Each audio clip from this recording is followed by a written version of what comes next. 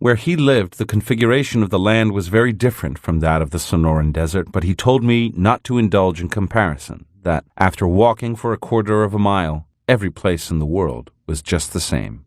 Sightseeing is for people in cars. They go at great speed without any effort on their part. Sightseeing is not for walkers. When you're riding in a car, you may see a gigantic mountain whose sight overwhelms you with its beauty. The sight of the same mountain will not overwhelm you in the same manner if you look at it while you're going on foot. It will overwhelm you in a different way, especially if you have to climb it or go around it. It was very hot that morning. One thing that this valley and the Sonoran Desert had in common was their millions of insects. Don Juan told me not to pay attention to their buzzing. Intend them away. Set up an energy barrier around you. Be silent, and from your silence the barrier will be constructed.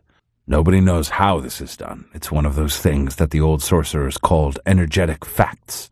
Shut off your internal dialogue. That's all it takes. I want to propose a weird idea to you. I have to stress that it's a weird idea. We'll find endless resistance in you. I will tell you beforehand that you won't accept it easily, but the fact that it's weird should not be a deterrent. You're a social scientist, therefore your mind is always open to inquiry. Isn't that so? Don Juan was shamelessly making fun of me. I knew it, but it didn't bother me. Perhaps due to the fact that he was walking so fast and I had to make a tremendous effort to keep up with him, his sarcasm just sloughed off me, and instead of making me feisty, it made me laugh. My undivided attention was focused on what he was saying, and the insects either stopped bothering me because I had intended a barrier of energy around me, or because I was so busy listening to Don Juan that I didn't care about their buzzing around me anymore.